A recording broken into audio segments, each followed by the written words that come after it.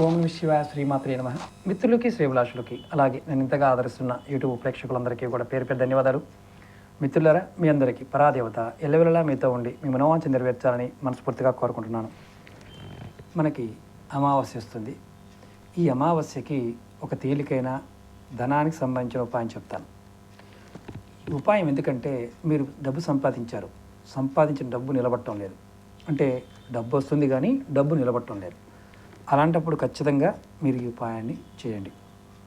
అలాగే వచ్చిన డబ్బు అనవసరమైన ఖర్చులకి వెళ్ళిపోతూ ఉంది, ఆ సమయంలో కూడా ఈ ఉపాయం చేయవచ్చు. అలాగే వచ్చిన డబ్బు ఖర్చు అయిపోగా మీకు మళ్ళీ అప్పులు అవుతున్నాయనుకోండి, అప్పుడు కూడా ఈ ఉపాయం చేయొచ్చు. ఇది ఎప్పుడు చేయాలి? అమావాస్య రోజు చేయాలి. ఇది ఏ అమావాస్యకైనా చేసుకోవచ్చు.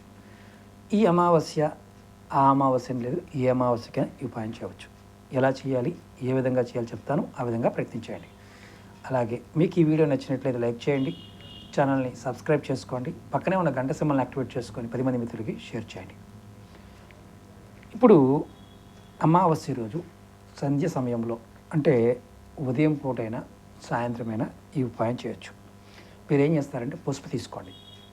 మన పసుపు తీసుకొని ఆ పసుపు తడిపి, గంగాజలం తడిపి మీరు గణపతులు తయారు చేయండి. అంటే ఒక ముద్దల్లా చేస్తారు, పసుపు గణపతి అంటాం. అలా ఎన్ని చేయాలి? 11 చేయండి.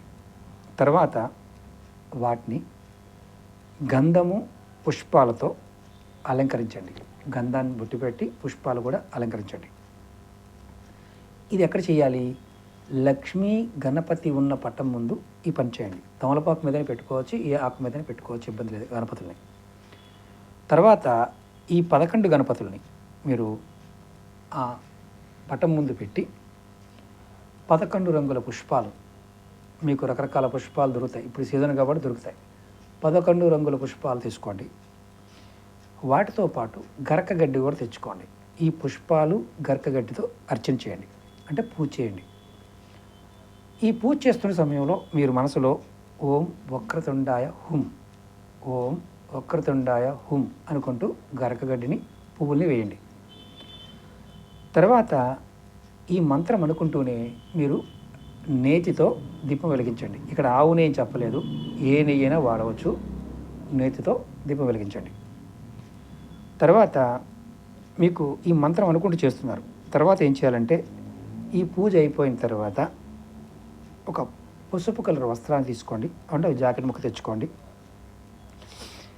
మీరు ఈ 11 రంగు ఏదైతే గణపతులు చేశారో ఈ గణపతుల్ని తీసుకొని ఆ వస్త్రంలో పెట్టి, మీరు ఎక్కడైతే డబ్బు పెడుతుంటారో అక్కడ, అంటే బీరువాలో కానీ ఎక్కడ లాకర్లో కానీ, ఈ 11 పసుపు గణపతుల్ని ఆ క్లాత్లో కట్టి అక్కడ పెట్టండి.